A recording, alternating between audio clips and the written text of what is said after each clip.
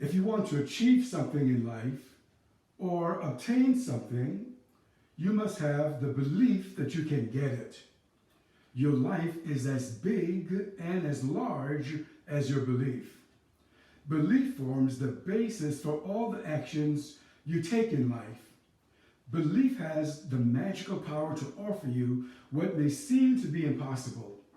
Belief has to be positive, and it is necessary to give up the belief that you can't have it to get what you want. Annie Minerva Turnbo Malone. Hey, social media, it's Stephen Middleton coming to you from the Possibility in Action Network. Our mantra is, I am, I can, and I will. I am Possibility Man. This February, we are featuring entrepreneurship, great moments in business. Today, the spotlight is on Annie Minerva Turnbo Malone. But first, an announcement. I share information with professionals and business-minded individuals about a category creator breakthrough technology that turns on your body's ability to heal itself, improve athletic performance, and reverse aging at the cellular level. Many doctors and health professionals consider it to be more important than the discovery of DNA. To learn more about this technology, call my information line at 803-339-1101 or send me a Facebook friend request and a personal message. Born in Metropolis, Illinois in 1869, Annie Minerva Turnbo was the 10th of 11 children of Robert and Isabella Turnbo. Both Robert and Isabella had been enslaved in the South. After emancipation, they migrated north and took up residence in Illinois. Unfortunately for Annie, her parents died before she reached the age of maturity. So an older sister, Laura Turnbo Roberts in Peoria, virtually raised her.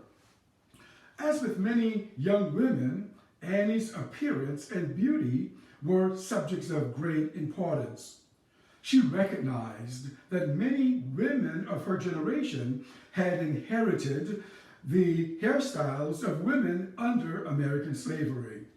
Many of these young women had grown tired of cornrows and braids.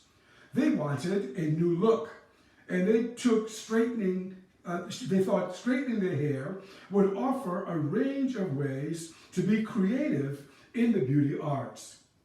It is a misnomer to say that these women wanted to imitate other cultures. That's like saying women who use tanning booths today are imitating other cultures. Annie and the women of her generation wanted to break away from past traditions and chart a new course to define beauty, separate from their female ancestors. As Annie apprenticed as a hairdresser under Laura's tutelage, she discovered that she enjoyed working with hair and applying new techniques to groom women. Annie, therefore, had discovered her life's purpose. Annie wanted to find a process to relax naturally curly hair.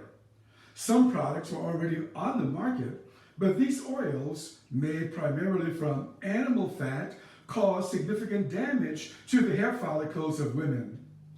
Annie began learning chemistry, and with the guidance of her aunt, an herbalist doctor of sorts, Annie began to make hair products for the niche market of Black women. Around 1900, Annie Minerva Turnbo began manufacturing a liquid shampoo called the Wonderful Hair Grower, which she sold at stores in her hometown of Lovejoy, Illinois. This product, Turnbo claimed, was suitable for the hair texture of the women she served. She also invented a curling iron, a hair straightening device that made it easier for women to relax their hair. Early on, women were doing their own hair at home or in the homes of a woman who had a knack for the art.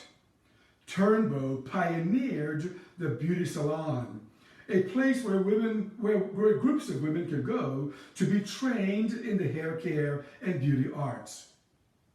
In 1902, Turnbo moved her business to St. Louis, Missouri. The city had the fourth largest population of Black Americans at the time, and it offered her opportunities to expand her customer base and develop a sales team. At first, she marketed her product by going door to door and offered free hair treatments to women on the spot. She also went on sales tours in large southern cities to expose women to her hair products and the business opportunity it offered. Once she developed a successful marketing plan, she worked on duplication by training a sales force consisting primarily of women, but also included men, to carry her products to the market. Chuck Berry, the famous guitar player, was a member of her sales team before he became the legendary musician. In 1903, Turnbo married Nelson Pope, a Spanish-American War veteran turned janitor. Nelson had a different concept of marriage than his wife. He wanted her at home, but she had her sights set on building a business, and she was always on the go. Due to unreconcilable differences, the couple divorced in 1907.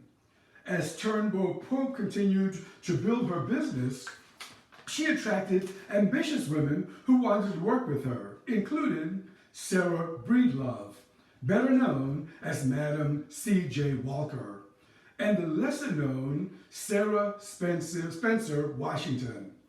Breedlove was a washerwoman before entering business with Turnbo Pope. Spencer had studied to become a teacher at Columbia University, but had her sights on owning a business. Spencer, to the chagrin of her parents, owned a dressmaking shop when she met Turnbo Pope. Soon, Turnbo Pope embarked upon the most ambitious project of her professional career when she founded Peoria College. The school offered the finest in beauty culture its mission boasted. Turnbo Pope added a new skincare system to the curriculum and offered specific courses on beauty, culture, hair, cosmetics for various skin tones, and, yes, toilet preparations. Each graduate would earn a diploma in scalp treatment and hair culture, which the school called the Peoria system. There are two theories about choosing the name Peoria for the school. The following, I think, is the most plausible. The term Peoria comes from the Mande people in West Africa. They had organized a secret male society to foster brotherhood among its members.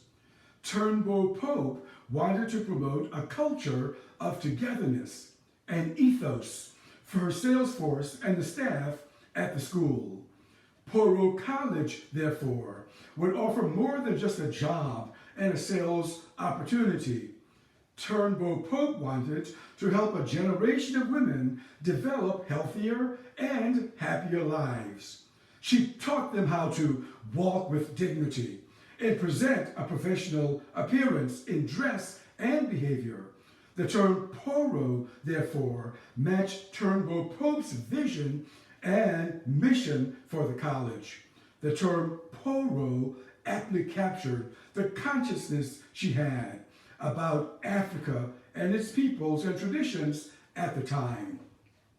Aaron Eugene Malone came back into her life in 1914. They had known each other since childhood and had attended the same elementary school. Malone was an educated man, having been a teacher and a Bible salesman. Turnbo Pope had already achieved a high level of success when they reconnected, and after 3 years of dating, they married in 1917. She appointed her husband general manager and president of Poro College. Turnbo Malone remained the CEO.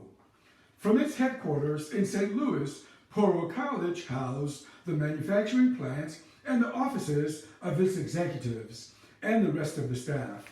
It also rented office space to several local and national organizations, as well as medical doctors and lawyers.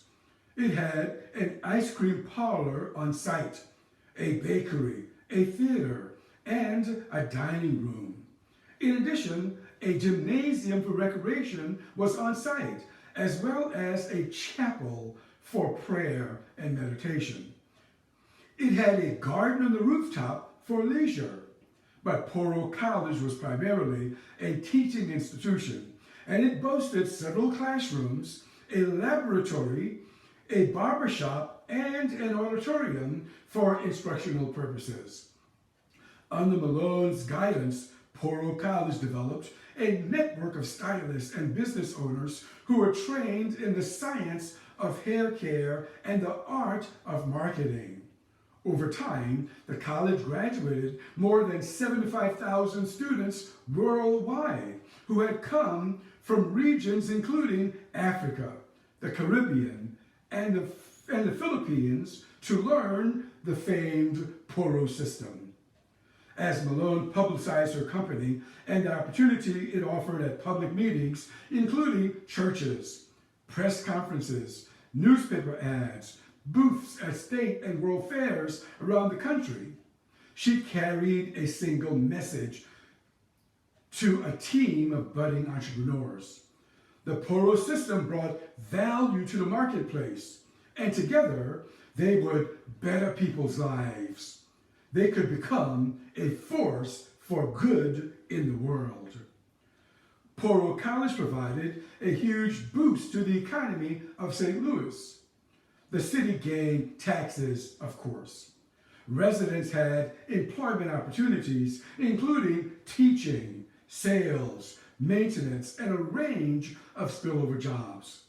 Local merchants also prospered because wage-earning residents had money to spend when they went to town. A generous entrepreneur, Malone developed an appealing compensation plan for independent contractors, her sales force. She gave diamond rings to employees and associates who put in 5 years of service to the college. Malone also rewarded employees for things as punctuality and attendance at corporate events.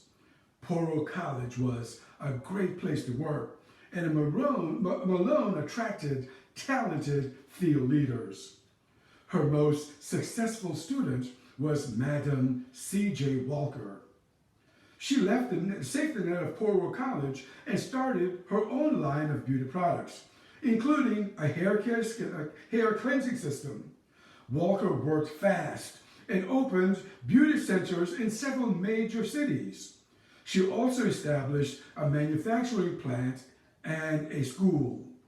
Malone credited Walker's swift rise in industry to stealing the Poro system. Sarah Spencer, Washington, also worked for Poro College and went on to establish several companies, including a newspaper, a hair care company, a nursing home, and a golf course. These ladies, Turnbo Malone, Madam C.J. Walker, and Spencer Washington, had become self-made millionaires before 1920. The rift between Mrs. Malone and Madam C.J. Walker was only the first of many adversities the founder of Poro College faced. Motivated, of course, by greed, her husband, Aaron Malone, wanted complete control over the corporation. When he could not take over the company, he sued for divorce, claiming that his business contacts and political connections weighed heavily in the success of Poro College. He demanded half of the value of the company, which was approximately $15 million at the time. Ultimately, the Malones reached a settlement, and Mr. Malone walked away for $200,000, which would be approximately $3 million in today's currency. Annie Malone left St. Louis after the divorce and moved her company to Chicago. A philanthropist by nature, Annie Malone contributed to several causes and charities. She paid the college expenses of at least 2 students at each land-grant college in the country that had a non-racial discrimination policy. She donated generously to orphanages that admitted black children, and she contributed to the Young Women's Christian Association, the YMCA. Malone also gave to universities, including Tuskegee Institute, Howard University, and the medical school at Howard University. Malone was a committed servant leader. She belonged to the National Negro Business League, the Commission on Interracial Cooperation, the Colored Women's Federated Clubs of St. Louis, and other local and national organizations. Annie Malone made millions of dollars, but she also gave away her fortune. She saw money as a vehicle. She saved some, she spent some, and she gave away some to her favorite charities. By the time of her death in 1957, she was worth about $100,000, or in today's money, just under $1 million. I'm Stephen Middleton, and I'm with the Possibility Action Network. We care about individuals experiencing optimal physical health. We care about individuals experiencing emotional well-being.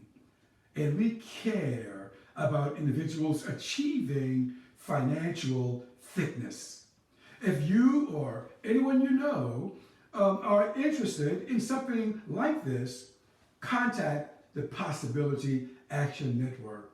We have the tools to support you in achieving success in the areas that are of importance to you. Once again, I'm Stephen Middleton, the Possibility Action Network, and yes, I am Possibility Man. Until next time, good day